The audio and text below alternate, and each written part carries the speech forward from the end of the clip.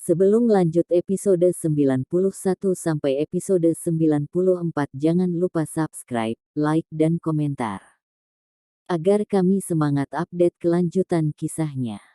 Terima kasih. Bekas telapak tangan. Episode 91. Namun, Lara Jane berjongkok di sudut dalam keadaan mabuk. Ada jejak telapak tangan di wajahnya. Dia dalam keadaan kebingungan, mungkin karena tamparan, dan fakta bahwa dia mabuk. Wajah Charlotte Yates juga merah, dan bekas telapak tangan terlihat jelas di wajahnya. Dia mungkin ditampar belum lama ini, mungkin sebelum dia menelepon. Apakah kamu orang yang dia panggil? Pria besar itu memandang Richard Cannon dan berkata dengan dingin. Richard mengangguk dengan tenang. Masuk. Pria besar itu berkata sambil membuka pintu kamar pribadi. Pria besar itu menutup pintu setelah Richard memasuki ruangan.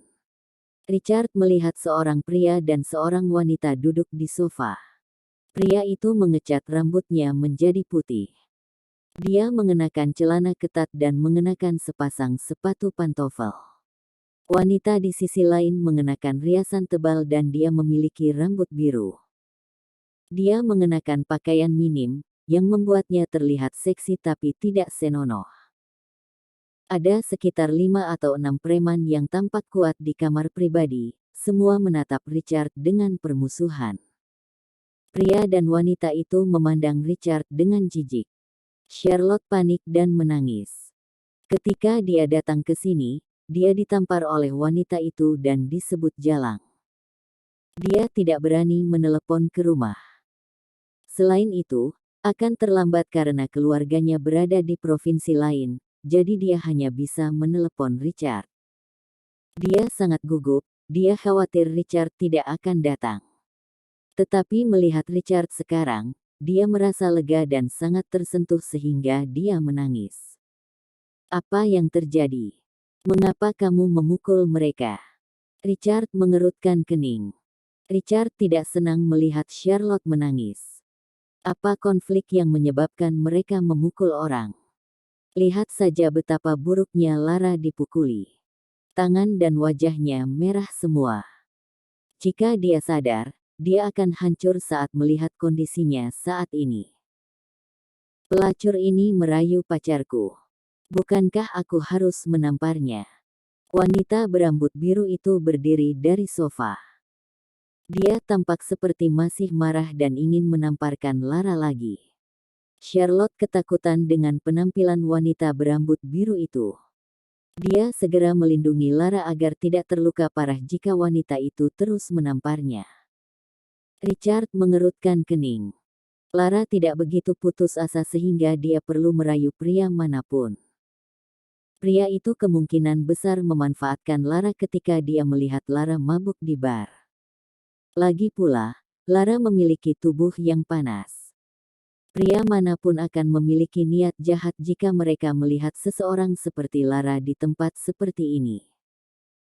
Namun, dia tertangkap basah oleh wanita berambut biru ini, jadi satu-satunya hal yang bisa dilakukan pria itu adalah mengabaikan tanggung jawabnya dan mengatakan bahwa Lara telah merayunya. Lara tidak beruntung. Dia seharusnya tidak datang ke tempat seperti ini. Dengan segala macam orang di sini, akan mudah baginya untuk mendapat masalah. Aku punya seseorang yang kusukai. Kenapa aku harus merayu seseorang seperti pacarmu? Lara berteriak dengan mabuk. Mendengar ini, wanita berambut biru itu marah dan berlari. Dia mengangkat tangannya dan menamparkan Lara, tetapi sebaliknya, tamparan itu mendarat di Charlotte, yang telah memblokirnya untuk Lara. Cukup. Apa yang kamu inginkan? Richard kesal. Wanita berambut biru itu mencibir, dia suka merayu orang, bukan?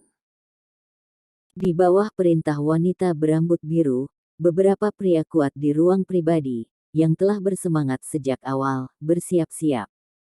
Sepertinya mereka telah melakukan ini berkali-kali.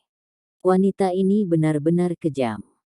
Jelas itu salah suaminya, tapi dia punya kesopanan untuk membuat begitu banyak orang melanggar Lara. Sungguh wanita yang gila. Charlotte berteriak. Dia menangis saat mencoba yang terbaik untuk melindungi Lara. Dia tahu dia salah, dia benar-benar tahu dia salah. Jangan perlakukan dia seperti ini. Tidak. Richard mengambil sebotol anggur dan menghancurkannya ke tanah. Orang-orang itu berhenti seketika. Wanita berambut biru itu mengerutkan kening, dan pria berambut putih di sofa sama terkejutnya. Orang-orang kuat saling memandang dengan cemas. Katakan padaku, bagaimana kita menyelesaikan masalah ini? Richard berkata dengan nada tenang. Hei, dia pria yang tangguh, kata wanita berambut biru itu. Wanita berambut biru itu mencibir sambil menunjuk ke anggur merah yang pecah di tanah, dan berkata, menarik sekali. Anggur itu berharga $100.000. Jika kamu tidak mampu membelinya, aku akan. Richard mengeluarkan kartunya. Kamu sangat kaya. Wanita berambut biru itu terkejut. Dia memandang Richard dan berkata, kamu tidak hanya menghancurkan botol anggur, tetapi kamu juga merusak lantai. Berapa banyak? Richard bertanya dengan tenang. 300.000, kata wanita berambut biru. Aku akan menggesek kartuku. Pria berambut putih yang sedang duduk di sofa menatap Richard dari atas ke bawah lagi.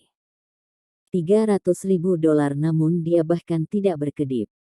Siapa pria ini? Wanita berambut biru itu mengerutkan kening dan bertanya, siapa kamu? Kamu tidak perlu peduli siapa aku. Berapa banyak uang yang kamu inginkan untuk menyelesaikan masalah ini? Kata Richard. $300.000 bukan apa-apa bagiku. Wanita berambut biru itu menggelengkan kepalanya. Berapa banyak yang kamu inginkan? Bukankah kamu memintanya untuk menelepon sehingga kamu dapat meminta uang? Silakan sebutkan hargamu, kata Richard. Kamu kaya dan $300.000 untuk sebotol anggur adalah sepotong kue untukmu, kata wanita berambut biru itu. Wanita berambut biru itu mencibir dan mengulurkan 3 jari. 3 juta. Kalau begitu aku akan melepaskan mereka. Charlotte tercengang. 3 juta. Dia tidak punya uang sebanyak itu bahkan dengan pendapatan seluruh keluarganya digabungkan. Dia menatap Richard tanpa kehidupan dan mengerutkan kening. Dia hancur. $3 juta terlalu banyak. Begitu mahal? Tanya Richard. Dia pikir $500.000 atau $600.000 sudah lebih dari cukup, tetapi dia tidak menyangka wanita berambut biru itu begitu serakah. Itu jelas jebakan. Richard sangat marah. Mahal. Apakah kamu tahu betapa marahnya dia padaku? Beraninya dia merayu pacarku. Aku berada dalam suasana hati yang buruk sepanjang malam. Wanita berambut biru itu menyeringai. Apalagi, $3 juta itu hanya omset untuk 1,5 hari bisnis di bar. Ketika bisnis bagus, itu bisa. Apakah bar ini milikmu? Tanya Richard. Richard terkejut. Pantas saja pria di sofa itu tidak berani berbicara, dia terlihat seperti gigolo. Tapi pria ini juga bodoh untuk melecehkan gadis lain di bar pacarnya.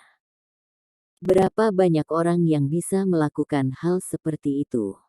Ini milik ayahku. Wanita berambut biru itu membual. Richard terdiam. Jika wanita itu begitu kaya, maka $3 juta bukanlah uang yang banyak baginya. Tapi Richard tidak berniat memberikan begitu banyak uang padanya. Ini benar-benar penipuan. Terlebih lagi, hanya ada $1 juta di kartunya, dan dia tidak punya uang sebanyak itu. Charlotte melihat ekspresi kesal Richard, dan sepertinya dia tidak ingin membantunya. Dia putus asa. Dia menyentuh wajah Lara dengan tangannya. Apakah seperti ini yang akan terjadi pada Lara malam ini? Dia ingin meminta bantuan Richard, tetapi mengapa dia harus membantunya? $3 juta. Itu sudah cukup untuk membeli BMW seri 7 lagi. Dia menangis putus asa. Apa, kamu tidak punya uang? Wanita berambut biru itu menyeringai. Ternyata dia baru saja berpura-pura. Bagaimana dia bisa memiliki begitu banyak uang? Mungkin hanya ada beberapa ratus ribu dolar di kartunya. Itu bahkan tidak mendekati omset barnya. Tunggu saja. Saya tidak punya uang sebanyak itu di kartu saya. Tapi saya akan menelepon seseorang untuk mentransfer uang itu kepada saya, kata Richard. Cepat. Aku tidak peduli apa yang terjadi padanya jika aku tidak menerima uang dalam waktu 3 menit, cibir wanita berambut biru itu. Richard berjalan ke satu sisi ruangan dan memanggil ibunya. Baru setelah sekian lama dia menjawab telepon. Selain itu, lingkungan sekitarnya sangat bising. Di mana ibunya? Bu, bisakah kamu mentransfer $3 juta kepadaku? Tanya Richard. Oke, tunggu sebentar. Aku akan mentransfer uangnya sekarang. Suara ibunya terdengar dari telepon. Bu, di mana kamu? Mengapa sekitarnya sangat bising? Richard terkejut dan bertanya dengan rasa ingin tahu. Haha, aku di bar. Aku sedang membicarakan bisnis dengan Betty. Apa kamu mau datang? Karen Lee mengundang putranya. Richard kaget, ibunya juga ada di bar. Bar yang mana itu? Bu, di bar mana kamu berada? Bar pecinan, kata Karin. Bu, aku juga di bar ini, Richard senang. Kebetulan sekali. Ibu baru saja mengatakan bahwa dia sedang membicarakan bisnis. Apa yang dia lakukan? Benarkah? Kamar pribadi yang mana? Aku akan mencarimu. Suara Karen penuh kejutan seolah-olah dia tidak pernah mengharapkan ini terjadi. Sesuatu terjadi pada teman saya, jadi saya datang. Coba saya lihat, saya masuk. Richard bertanya tentang kamar pribadinya, dan wanita berambut biru itu berkata dengan tidak sabar. Apa masalahnya? Karen bertanya dengan nada terkejut. Richard menjelaskan situasinya secara singkat kepada ibunya. Lalu ibunya berkata, tunggu aku akan segera ke sana. Richard senang. Dia menutup telepon dan menghela nafas lega. Apakah kamu punya uang atau tidak?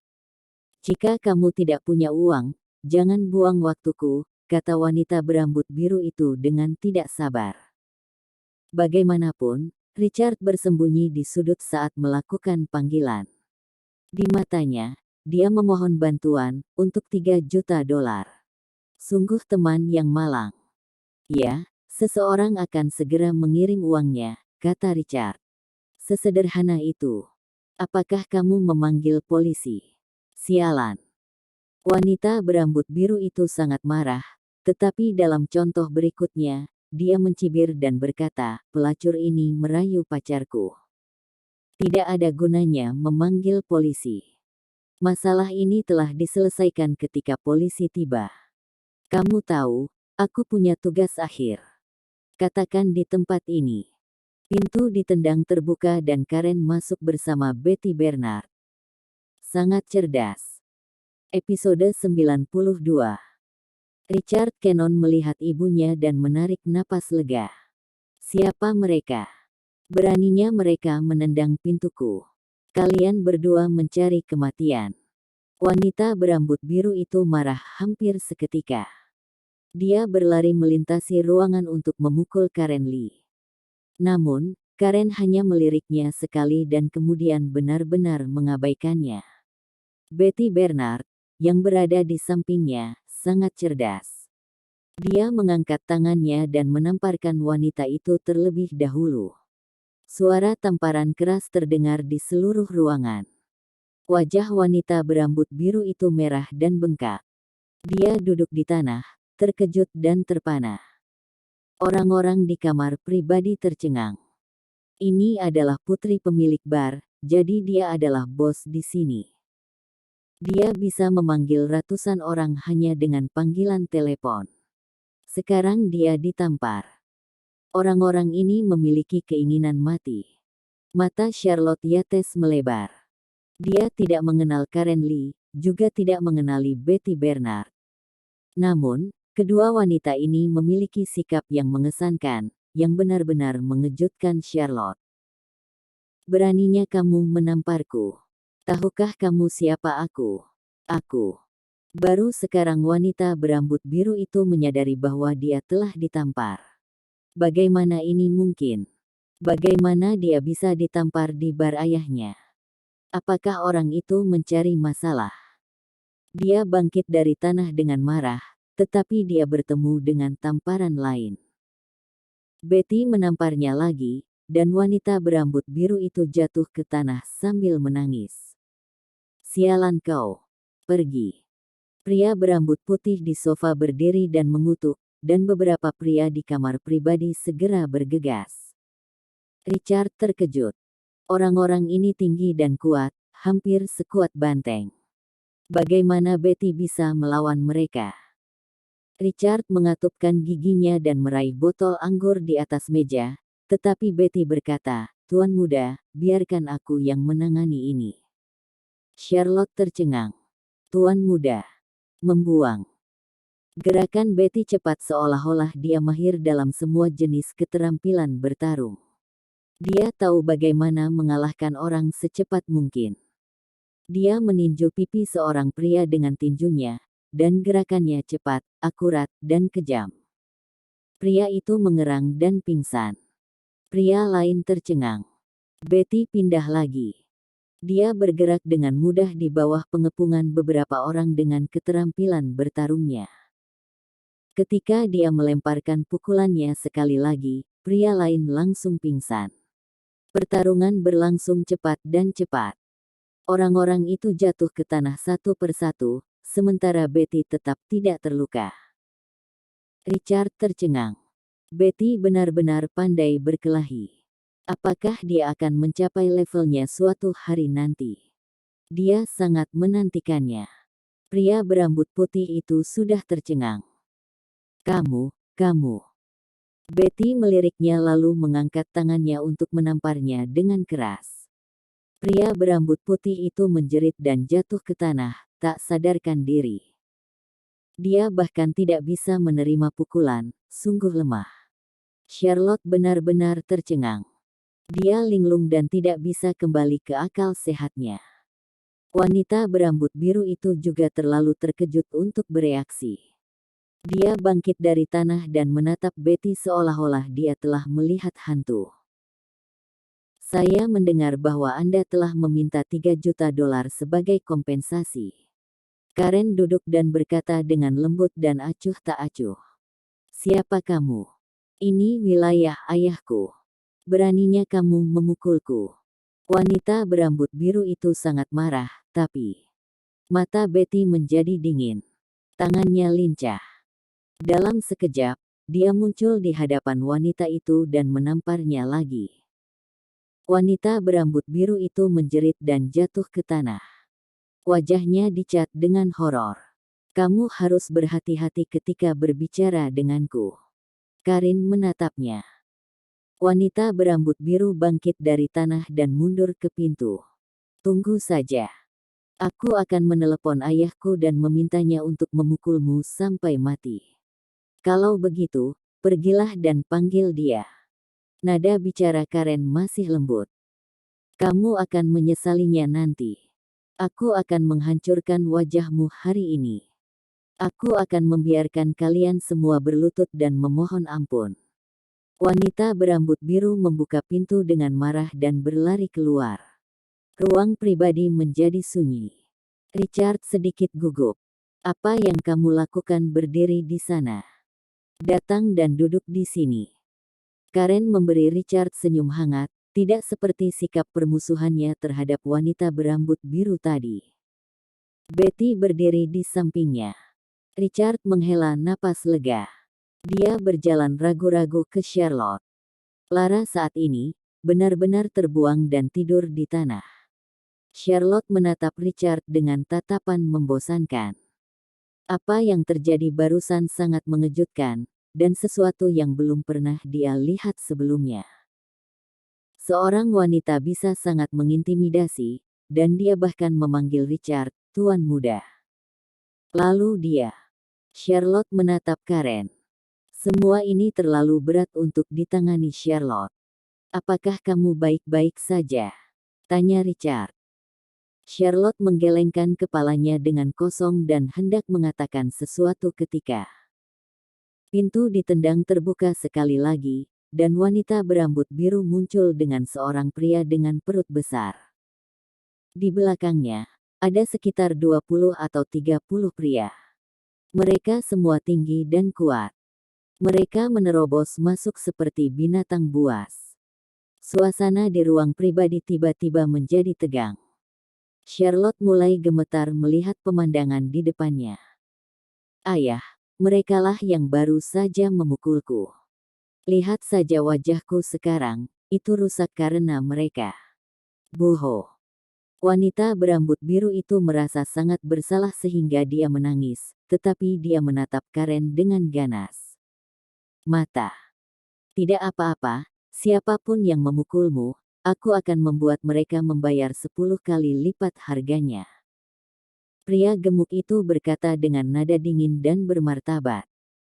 Ada puluhan orang di belakangnya, mereka tampak siap bertarung kapan saja. "Tidak, ayah, aku ingin menghancurkan wajah mereka dan melihat mereka berdarah." "Lihat wajahku," kata wanita berambut biru itu dengan sedih.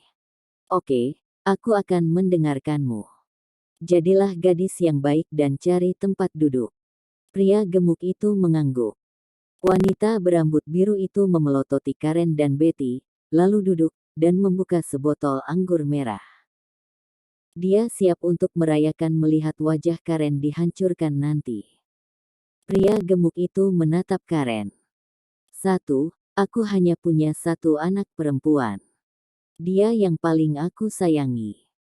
Aku pernah bersumpah jika ada yang berani menggertak putriku, aku akan membuat orang itu menyesal. Tapi kamu memukul putriku." Pria gemuk itu berkata sambil mengangkat tangannya. Seorang pria di belakangnya melemparkan belati, dan belati tajam itu jatuh di atas meja di depan Karen. "Lakukan sendiri. Saya tidak peduli jika Anda saling menikam atau melakukannya pada diri sendiri." 3 tebasan. "Pasti 3 tebasan. Kalau begitu, saya akan bersikap lunak." Pria gemuk itu terdengar brutal. Mereka berani memukuli putrinya di wilayahnya. Kemudian mereka harus membayar harganya dengan darah. Menarik. Karen melirik belati di atas meja, dan matanya tenang. "Apakah saya perlu mengulang sendiri?" Pria gemuk itu menyipitkan matanya, dan menatap tajam ke arah Karen. Puluhan orang kuat di belakangnya seperti binatang buas, siap menerkam mangsanya. Suasana di ruang pribadi itu sangat tegang dan sunyi. Seolah-olah pertumpahan darah akan terjadi di detik berikutnya. Richard tidak lagi gugup. Adegan di hotel terakhir kali jauh lebih intens dari ini. "Ini bukan apa-apa." Richard berjalan ke arah Karen dan duduk di sampingnya.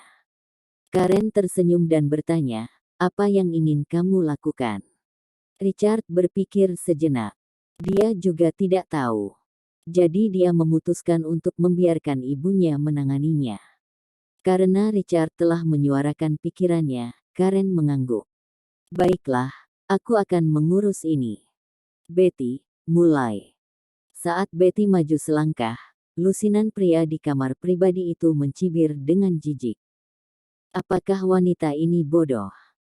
Mereka tahu bahwa Betty terampil, tetapi dia harus bertarung melawan 20 atau 30 orang. Mereka hanya perlu melemparkan satu pukulan padanya masing-masing, dan dia akan menjadi daging mati.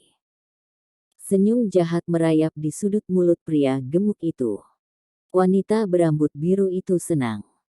Yang paling ingin dia lihat adalah Betty dipukuli karena Betty yang baru saja menamparnya. Karena kalian tidak kooperatif, maka bersiaplah untuk dirawat di rumah sakit.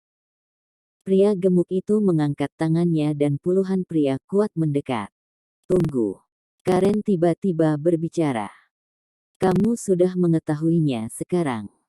Baiklah, kamu masih memiliki kesempatan untuk menusuk dirimu sendiri. Ekspresi pria gemuk itu menjadi seram. Tidak, aku memintamu untuk menunggu. Karen memandang lusinan pria kuat dengan tenang.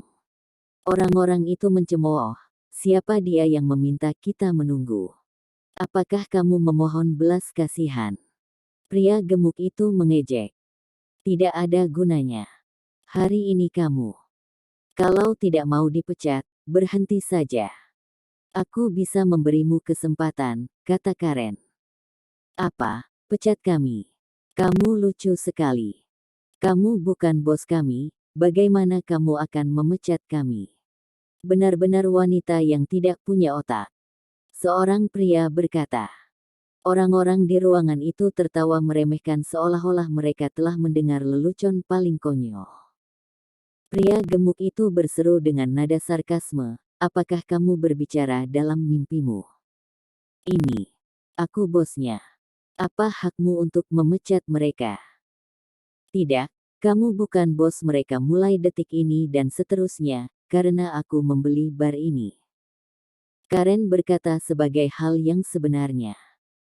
Mereka semua menertawakannya. Bab 93. Ketika orang-orang di ruang pribadi mendengar kata-kata Karen, mereka semua menertawakannya. Apakah saya salah dengar? Apakah Anda benar-benar berpikir Anda membeli sayuran di pasar? Pilih dan bayar. Haha, ini konyol. Dia benar-benar berpikir bahwa dia bisa membeli tempat ini dengan beberapa dolar. Betapa bodohnya. Bosku menghabiskan 50 juta dolar hanya untuk renovasi. Bisakah kamu membelinya dengan beberapa dolar? Kamu sangat sok. Penghinaan dan sarkasme mereka yang tak ada habisnya terhadap Karen memenuhi ruangan pribadi itu. Richard sedikit terkejut bahwa ibunya telah memilih untuk membeli tempat ini. Bar ini seharusnya tidak menarik perhatian ibunya, kan? Lagi pula, desain interiornya tidak terlihat mewah meskipun tempat ini mahal. Standarnya jauh dari hotel bintang 5 yang dibeli ibunya. Mengapa ibunya ingin membeli tempat ini? Richard menatap ibunya dengan rasa ingin tahu. Pria gemuk itu tercengang dengan komentar Karen, dia pikir dia salah dengar. Wajahnya yang gemuk sangat dingin, dan matanya berkilauan dengan bahaya. Menurutnya, Karen memprovokasi dan mempermalukannya. Dia telah menginvestasikan ratusan juta dolar untuk mendirikan bar. Bagaimana orang bisa menerobos masuk dan mengambilnya darinya? Apa yang kamu bicarakan? Kamu mencari kematian. Suara pria gemuk itu suram dan dingin, dan matanya penuh dengan niat membunuh. Kamu mengacu pada dirimu sendiri. Ekspresi Karen acuh tak acuh. Wanita berambut biru itu tertawa terbahak-bahak. Dia datang dari tempat dia duduk dan berkata, lihat dirimu. Kamu tertarik dengan tempat ini. Apakah kamu tahu berapa harga tempat ini? Mengapa kamu tidak pergi dan menjual? Karen hanya melirik sekilas. Saat berikutnya, Betty bergegas keluar dan menamparnya dengan keras. Tamparan itu keras dan keras, meninggalkan bekas di pipi wanita berambut biru itu. Wanita berambut biru itu menjerit dan jatuh ke tanah. Wajahnya merah dan bengkak. Dia pingsan setelah ditampar dan tergeletak di tanah tanpa bergerak. Ada keheningan yang mati di ruang pribadi yang besar. Udara tampak membeku. Lusinan pria kuat benar-benar terkejut. Bukan karena Betty bisa menjatuhkan seseorang dengan tamparan, tetapi karena dalam situasi tegang seperti ini, Betty tidak segan-segan memukul wanita berambut biru itu. Ini. Apakah mereka bukan apa-apa bagi Betty? Anak perempuan. Pria gemuk itu marah dengan tindakannya. Wajahnya bengkok dan ganas. Pukul mereka, bunuh mereka karena ini. Sekelompok orang menyerbu ke depan dengan agresif. Ekspresi Betty tidak berubah sama sekali. Dia mencabut belati hitam dari pinggangnya dan menusukkannya ke bahu pria kuat yang memimpin kawanan itu. Puff. Darah menyembur keluar. Ruangan itu langsung dipenuhi dengan bau darah. Pria kekar itu berteriak ngeri dan kesakitan. Betty cepat, akurat, dan kejam. Dalam sepersekian detik itu, dia berhasil menghalangi yang lain di tempat kejadian untuk maju. Siapa yang mengira bahwa seorang wanita akan menikam seseorang dengan belati? Dan di depan banyak orang. Brutal, itu benar-benar kebrutalan. Berangkat. Lepaskan adikku. Kau menikamnya. Dia akan mati. 20 atau 30 orang mengamuk. Kamar pribadi itu tiba-tiba dipenuhi dengan raungan kemarahan. Pria itu berteriak karena Betty memutar belati yang ditancapkan ke bahunya. Tatapan berdarah dingin Betty membuat semua orang ketakutan. Pria gemuk itu marah. Ini adalah tempatnya. Jika seseorang meninggal di sini, dia tidak akan memiliki kemampuan untuk menghadapinya. Paling tidak, akan menjadi kerugian besar baginya untuk menutup bisnisnya selama beberapa hari. Biarkan dia pergi. Pria gemuk itu berkata dengan dingin. Betty hanya menatapnya, lalu mengeluarkan belati, dan perlahan-lahan memindahkannya ke tenggorokan pria kuat itu. Apa yang ingin kamu lakukan? Berhenti. Pria gemuk itu berteriak. Dia akan membunuhnya. Jangan, jangan bunuh aku. Pria besar itu ketakutan sampai keluar dari celananya. Dia bisa dengan jelas merasakan niat membunuh Betty. Pada saat itu, dia ketakutan. Dia hanya melakukan pekerjaannya di sini, dan dia takut mati. Siapa lagi yang berani mendekati? Kata Betty. Suaranya tidak keras tetapi bertindak sebagai pencegah. Semua orang yang hadir terintimidasi oleh caranya. Semua orang takut bahwa mereka akan menjadi orang berikutnya di bawah belati Betty. Mereka hanya memiliki satu kehidupan, jadi tidak ada yang berani mendekatinya lagi. Mereka belum pernah melihat kekejaman Betty sebelumnya. Sampah, kamu tidak berguna, untuk apa aku mempekerjakanmu? Pria gemuk itu diliputi amarah. Anak buahnya semua pengecut. Anak buahnya saling memandang dengan cemas. Tapi tidak ada yang bergerak. Kemasi barang-barangmu dan pergi.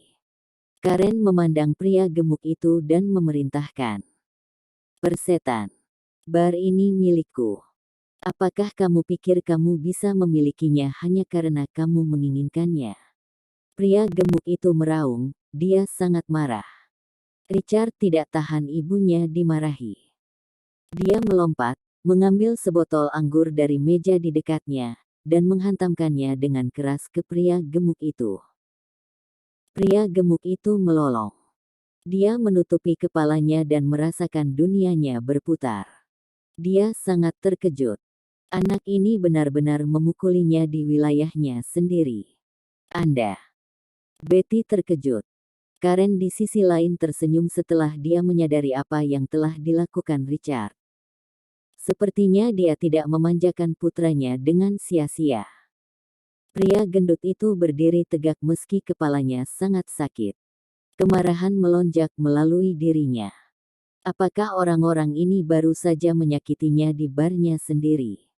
Apakah mereka pikir dia tidak punya cadangan? Dia mengeluarkan ponselnya dan hendak menelepon seseorang ketika Karen mengeluarkan kontrak dari tasnya. Orang-orang di sana terperangah. Apa ini? Apakah wanita ini benar-benar menyukai bar ini? Dia bahkan membawa kontrak dengannya. Orang-orang di sana terkejut. Tanda tangani ini dan aku akan mentransfer uangnya padamu.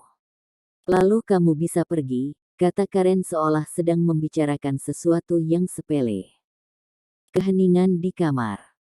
Pria gemuk itu mencibir. Siapa kamu sampai meminta saya menandatanganinya? Apakah Anda tahu berapa harga bar saya? Semua yang ada di bar Anda tidak berharga. Satu-satunya hal yang berharga adalah bangunan di atas sebidang tanah ini. Saya akan membelinya seharga 100 juta dolar, kata Karin. 100 juta. Lelucon apa? Apa menurutmu 100 juta itu seperti ratusan ribu? Sesuatu yang bisa kamu ambil sesuka hati. Pria gemuk itu mengejek. Di seluruh kota ini, ada terlalu sedikit orang yang bisa mengambil 100 juta uang tunai sekaligus.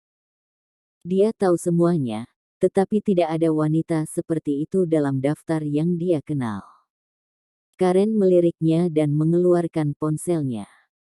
Dalam waktu kurang dari 1 menit, telepon di saku pria gemuk itu berdering. Dia mengambilnya dan melihatnya dengan ragu. Itu adalah sebuah pesan. Pesan itu mengatakan bahwa 100 juta telah ditransfer ke akunnya. Pria gemuk itu benar-benar terkejut. Siapa wanita ini? Bagaimana dia bisa mentransfer 100 juta dolar kepadanya begitu cepat? Kamu. Dia segera menggelengkan kepalanya. Aku tidak bilang aku ingin menjual barku padamu. Kau akan melakukannya, kata Karen. Pria gemuk itu tidak terlihat baik. Apa masalahnya? Dia memperhatikan sikap tenang pada Karen.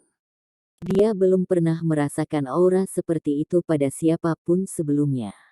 Apakah dia dari keluarga yang kuat? Seharusnya tidak mungkin. Dia terkejut dan skeptis. Orang lain di tempat kejadian bahkan lebih tercengang. Apakah dia benar-benar mentransfer 100 juta dolar karena dia tertarik dengan tempat ini? Seberapa kaya wanita ini? Mereka tiba-tiba merasa takut. Jika mereka baru saja memukulnya, bukankah mereka akan hancur? Sekarang Anda semua berada di bawah kendalinya. Namanya Betty Bernard, kata Karen. Lebih dari 20 orang yang berada di tempat kejadian menoleh ke arah Betty. Dia menyingkirkan belati. Orang besar itu, yang baru saja terluka oleh belatinya, sudah jatuh ke tanah karena ketakutan. Dia benar-benar terkejut. Kenapa kalian masih di sini? Kata Betty dengan dingin. Mereka saling berpandangan satu sama lain. Beraninya kau. Pria gemuk itu marah. Beraninya dia memerintahkan anak buahnya di depannya. Mereka tidak bergerak. Betty berjalan ke arah mereka dengan belati di tangannya. Mereka terintimidasi oleh sikap dingin dan kekejamannya. Beberapa terkejut dan mundur karena takut ditikam. Mereka yang benar-benar ketakutan berlari keluar ruangan. Selanjutnya, pria lainnya mengikuti. Kalian semua tidak berguna. Tidak berguna. Pria gemuk itu tidak bisa menahan amarahnya. Orang seperti apa yang dia pekerjakan? Dia memelototi Karin. Siapa kamu? Aku tidak menjual bar itu padamu. Keluar dari sini sekarang juga. Pria gemuk itu harus berhati-hati karena dia bisa mentransfer 100 juta dolar dengan mudah. Lagi pula, kekayaan bersihnya sendiri hanya beberapa ratus juta dolar, dan meskipun demikian, tidak mudah baginya untuk mengumpulkan 100 juta dolar dalam waktu sesingkat itu. Dia hanya bisa mengatakan bahwa wanita di depannya mungkin lebih kuat darinya. Kamu tidak punya hak untuk mengatakan apapun, karena aku suka barmu. Karen berdiri dari sofa. Lelucon yang luar biasa. Ini bar saya. Anda tidak bisa membelinya begitu saja. Saya tidak setuju. Pria gemuk itu mencibir, tetapi sebelum dia bisa menyelesaikan kata-katanya, ponselnya berdering lagi, dan pesan teks lain datang. Itu adalah pemberitahuan untuk 100 juta dolar lagi. Pria gemuk itu terkejut. Dia pikir dia salah lihat, tapi itu benar. Wanita ini baru saja mentransfer 200 juta dalam waktu kurang dari 1 menit. Siapa dia sebenarnya? Wanita ini kaya raya. Episode 94. Pria gemuk itu benar-benar terkejut. 200 juta dolar, dia bahkan tidak mengedipkan mata. Wanita ini kaya raya. Dia ragu-ragu. Mampu mengeluarkan 200 juta dolar seperti ini, dia jelas tidak setingkat dengannya. Pria gemuk itu datang dan berkata dengan gigi terkatup, "Siapa kamu? Tahukah Anda mengapa saya mentransfer 200 juta dolar kepada Anda meskipun saya tahu tempat ini hanya bernilai paling banyak 100 juta dolar?" Karen Lee berkata dengan dingin. Aku tidak tahu." Pria gemuk itu menggelengkan kepalanya dan berkata, "Karena aku tidak ingin melihatmu di sini," kata Karen. Pria gemuk itu marah dan berpikir, apakah dia meminta saya pergi dengan uang itu? Dia ingin melampiaskan amarahnya. Lagi pula, dia telah menjalankan bar ini selama bertahun-tahun dan memiliki jaringannya sendiri. Memaksanya untuk pergi tidak diragukan lagi memotong caranya menghasilkan uang. Tetapi pada jarak sedekat itu dengan Karen, dia sudah merasakan penindasan. Dia tidak berani menatap mata Karen lagi. Dia pernah memiliki perasaan seperti ini ketika dia pergi ke Central City dan bertemu dengan beberapa taipan bisnis. Apakah wanita di depannya ini seorang penari balet super? Tapi kenapa dia tidak pernah mendengar tentang dia sebelumnya? Tiba-tiba, dia teringat peristiwa besar di kota baru-baru ini. Hotel Luna dibeli oleh Madam Lee dengan harga hampir 3 miliar. Apakah Nyonya Lee wanita di depannya? Ketika pria gemuk itu memikirkan hal ini, dia berkeringat dingin. Dia memiliki beberapa ratus juta dolar, tapi itu termasuk aset seperti rumahnya dan bar. Wanita ini menghabiskan 3 miliar dolar untuk membeli hotel bintang 5. Kemudian, dalam waktu kurang dari setengah bulan, dia membeli barnya dengan 200 juta dolar. Kekayaan bersihnya benar-benar tak terbayangkan. Dia merasa seolah-olah dia telah menyinggung perasaannya. Apa itu panik? Karen menatapnya, dan suaranya acuh tak acuh. "Maaf, apakah Anda Nyonya Lee?" Pria gemuk itu bertanya dengan ragu-ragu. Karen mengetuk-ngetukkan jarinya di atas meja seolah-olah dia tidak mendengar apa-apa. "Datang dan tanda tangani. Aku akan memberimu 3 hari untuk meninggalkan tempat ini. Ingat, jangan muncul di depanku. Aku benci ketika orang yang tidak kusukai muncul di depanku lagi. Aku akan membuatnya menghilang selamanya." Tiba-tiba, rasa penindasan meningkat. Pria gemuk itu gemetar dan segera datang. Dia menandatangani dan menempelkan sidik jarinya pada kontrak. Dia berdiri kaku dan tidak tahu harus berbuat apa. Betty meletakkan kontrak di atas meja dan menatap pria gemuk itu dengan mata menyipit. Dia ketakutan oleh kekejaman Betty. Tapi pria gemuk itu bahkan lebih gelisah. Jika Karen mampu membeli 3 miliar dengan mudah, maka dia bisa berurusan dengannya dengan mudah. "Saya akan mengembalikan 50 juta dolar kepada Anda." Pria gemuk itu menggertakkan giginya dan berkata, "Ini bukan lagi tempatmu. Kamu bisa pergi sekarang," kata Karen. "Tidak, aku akan mengembalikan 100 juta dolar padamu. Aku ingin berteman denganmu," kata pria gemuk itu buru-buru. Dalam hatinya, dia merasa bahwa dia telah menyinggung seseorang yang tidak mampu dia sakiti. Dia merasa bahwa 100 juta dolar kemungkinan akan merenggut nyawanya. Semakin dia memikirkannya, semakin dia takut. Karen menyipitkan matanya. "Tidak pergi." Betty maju selangkah, intimidasi itu sulit untuk diabaikan. Pria gemuk itu gemetar ketakutan dan segera menarik wanita berambut biru yang terbaring di tanah untuk berlari. Dia bangun. "Ayah, apakah kamu sudah menyelesaikan masalah ini?" "Ah, ayah, mengapa mereka masih hidup? Panggil seseorang dan pukul mereka sekarang." Wanita berambut biru itu berjuang. Ini semua salahmu, kata pria gemuk itu. Pria gemuk itu mengangkat tangannya dan menamparnya. Wanita berambut biru menutupi wajahnya dengan tangannya dan menatap ayahnya, bingung. Ayah, kamu. Pria gemuk itu menyeret wanita berambut biru keluar. Ketika dia akhirnya keluar, wanita berambut biru itu linglung. Mengapa ayahnya menamparnya? Kalau begitu aku akan mulai berurusan dengan bar, kata Betty. Sudah terlambat hari ini. Mulai besok, Anda dapat meminta seseorang untuk mendesain ulang seluruh bar. Saya tidak ingin melihat barang bekas di bar ini, kata Karen. Ya. Betty mengangguk. Richard terkejut. Ibunya berencana merenovasi bar sepenuhnya. Itu benar-benar keputusan yang berani. Richard bertanya, Bu, pasti banyak biaya untuk merenovasi seluruh bar. Richard tahu bahwa ibunya kaya, dia pasti akan membuat tempat ini menjadi bar mewah, dengan kemungkinan menghancurkan gedung tua ini dan membangun kembali dari titik nol. Bagaimanapun, ibunya sangat kuat. Mungkin membutuhkan biaya 3 atau 400 juta dolar untuk melakukan itu. Ini akan menjadi bar premium. Mungkin lebih dari 300 juta dolar, kata Karen. Richard tersenyum dan bertanya apakah dia bisa datang untuk minum kapan saja.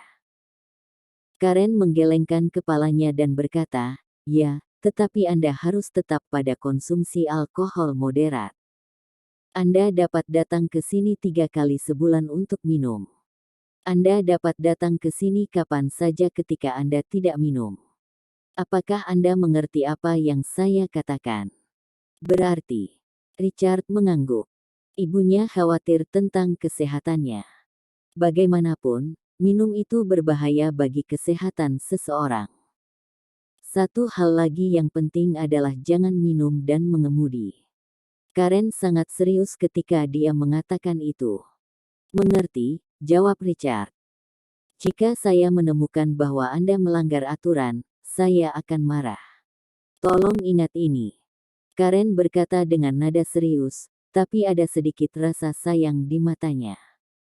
Richard tersenyum. Lagi pula dia tidak suka minum. Lagi pula, jika dia mengalami kecelakaan mobil karena mabuk dan mengemudi, semua uang itu tidak akan ada artinya. Karen akhirnya berbalik untuk melihat Charlotte, yang masih di sudut. Charlotte linglung karena, hanya dalam waktu beberapa menit, dia menyaksikan kesepakatan 200 juta dolar. Apakah itu benar-benar terjadi? Aku tidak peduli dengan kehidupan pribadimu, tetapi kamu tidak bisa main-main dengan wanita, kamu tidak bisa memaksa atau bermain dengan mereka.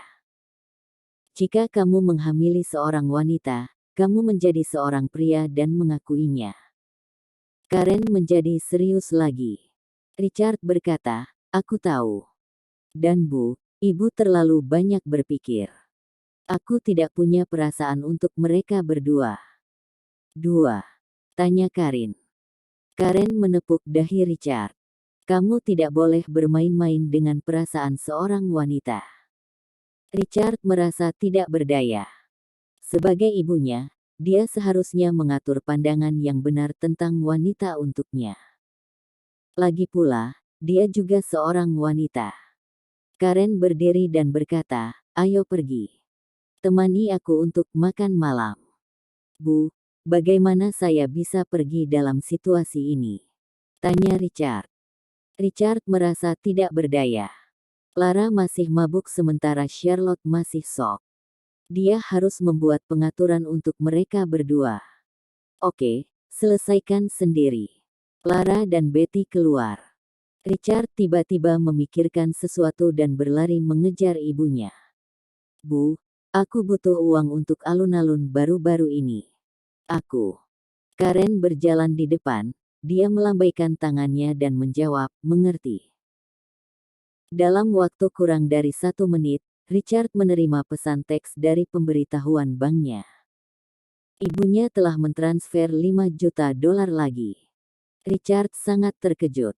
Dia memasukkan telepon ke dalam sakunya dan berjalan ke kamar dengan napas lega. Ketika dia melihat Charlotte masih menatapnya dengan tatapan kosong, Richard tidak punya pilihan selain pergi. Dia melihat Lara tertidur, dia pasti banyak minum. Aku akan mengirim kalian berdua kembali. Bisakah kamu membiarkan Lara menginap di rumahmu malam ini? Kata Richard. Dia pikir dia bisa mengerjai Lara hari ini, tapi dia tidak menyangka hal seperti itu akan terjadi. Richard sedikit kecewa. Tempat aku tinggal terlalu kecil, dan aku punya 2 teman sekamar lagi. Kata Charlotte. Lalu apa yang harus kita lakukan? Aku akan memesankan kamar untuk kalian berdua. Richard tidak punya pilihan selain mengatakannya. Kenapa kita tidak pergi ke rumahmu? Charlotte menggigit bibirnya dan berkata. Dia sangat gugup ketika menanyakan pertanyaan itu. Apakah akan terlalu jelas? Tapi hari ini, Richard sekali lagi membuatnya takjub. Dia ingin mengambil inisiatif, jika tidak, dia mungkin tidak memiliki kesempatan di masa depan. Pergi ke rumahku. Richard terkejut. Meskipun dia punya kamar lain. Richard berada dalam dilema.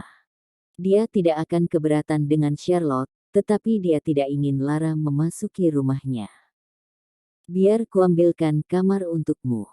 Itu lebih nyaman, kata Richard. Oke. Charlotte merasa kecewa. Apakah dia benar-benar tidak menarik baginya? Charlotte bertanya-tanya. Dia menggigit bibirnya dan memutuskan untuk keluar semua. Richard, aku tahu kamu punya banyak wanita, tapi aku tidak keberatan menjadi salah satu dari mereka. Selama kamu mau datang kepadaku saat kamu membutuhkanku, atau aku akan datang untuk mencarimu. Baik. Richard tercengang. Dia menatap Charlotte lagi. Charlotte cantik, tetapi Richard tidak tertarik padanya untuk saat ini. Terlebih lagi, ibunya pernah menyuruhnya untuk tidak mempermainkan perasaan seorang wanita. Yah, mari kita bicarakan ini lain kali, Richard menepisnya. Oke. Charlotte menundukkan kepalanya dan merasa pahit di hatinya. Apakah menurutmu dadaku terlalu rata? Richard merenung. Dibandingkan dengan Lara, Gracia Jordan, dan bahkan Zelda Main, dia benar-benar biasa, tetapi kakinya masih sangat bagus. Dia melihat Richard menatap kakinya. Charlotte merasa lega. Dia sangat percaya diri dengan kakinya. Dia terlihat bagus dengan semua pakaian yang dia kenakan sebelumnya. Semua orang bilang begitu, Charlotte punya kaki yang bagus.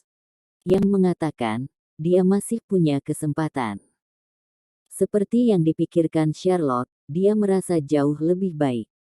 Dia meraih tangan Richard, dan Richard terkejut. Ini.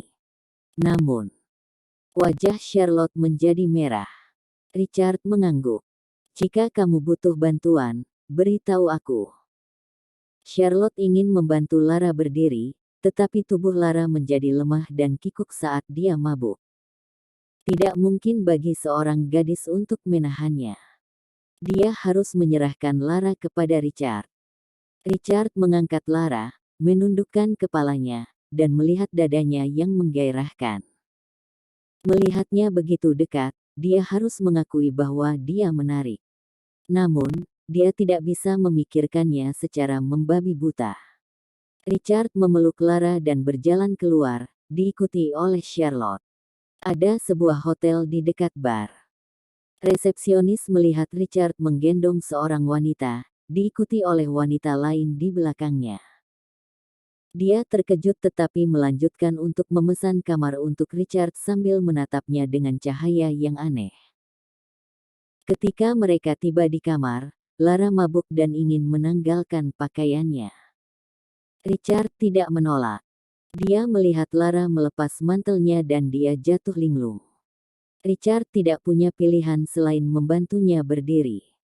Namun, Lara memuntahkan seluruh tubuh Richard tanpa peringatan. Richard tertangkap basah. Setelah muntah, Lara jatuh ke lantai dan terus tidur. Charlotte bergegas dan meminta maaf. Maaf, sepupu saya tidak sengaja melakukannya. Richard ingin menamparkan pahanya. Apa yang terjadi? Apakah itu cara dia membalas budinya karena telah membantunya? Dia memuntahkan seluruh tubuhnya. Apa yang harus dia lakukan? Lara masih tidur seperti kayu mati. Mengapa kamu tidak masuk dan mandi? Buka pakaianmu dan aku akan mencucinya untukmu. Lalu, aku akan mengeringkannya untukmu dengan pengering rambut. Hanya 10 menit sudah cukup, kata Charlotte dalam sebuah suara rendah. Dia benar-benar menyesal atas kecelakaan itu. Richard tidak punya pilihan lain. Dia melepas pakaiannya dan pergi mandi sementara Charlotte mencuci pakaiannya. Melalui kaca buram, dia bisa melihatnya di dalam. Dia malu. Bagaimana dia harus meletakkannya? Dia tahu bahwa wanita sebenarnya juga bernafsu. Dia mengakui bahwa dia seperti itu, itulah sebabnya dia tidak bisa menahan diri untuk tidak mengintipnya. Namun, Richard tidak kuat. Tapi dia memang terlihat kencang dan menarik. Sementara dia memikirkan Richard, Charlotte dengan cepat mencuci pakaiannya. Richard keluar dari kamar mandi, terbungkus handuk mandi. Baru saja, dia tergoda untuk melakukan handjob di dalam kamar mandi. Bagaimanapun, dia adalah seorang pria. Dalam situasi seperti ini, Richard bisa berhubungan seks dengan Charlotte, bahkan dengan Lara juga. Bagaimanapun, Lara mabuk, dan Charlotte kemungkinan besar akan bekerja sama dengannya. Tapi setelah memikirkannya dengan baik, Richard tidak bisa melakukannya. Pertama-tama, Richard benar-benar tidak punya perasaan terhadap Charlotte, apalagi Lara. Lara memiliki sosok yang cantik tapi hanya itu, Richard tidak menyukainya. Richard merasa sedikit bersalah atas apa yang terjadi pada Lara hari ini. Karena itu, semakin mustahil baginya untuk memanfaatkannya. Jadi lebih baik tidak terlalu banyak berpikir. Richard duduk di tepi tempat tidur dan menatap Lara yang sedang tidur di lantai. Itu adalah hari yang mengerikan baginya. Dia mabuk dan dipukuli. Dia tidak seharusnya tidur di lantai seperti ini. Setelah beberapa saat ragu-ragu, dia memutuskan untuk membantunya dan membawanya ke tempat tidur. Lara menggumamkan omong kosong, "Kenan, ayolah. Aku tidak peduli dengan penampilanmu, lebih baik kau mirip dengan Richard. Ayo." Richard terkejut. Apakah Lara benar-benar berfantasi tentang Kenan dan menganggapnya sebagai Richard? Richard tidak pernah memikirkannya. Dia pikir Lara sangat membenci dan membencinya. Apakah Lara benar-benar menyukainya? Ini seharusnya tidak mungkin. Richard menatap Lara di tempat tidur.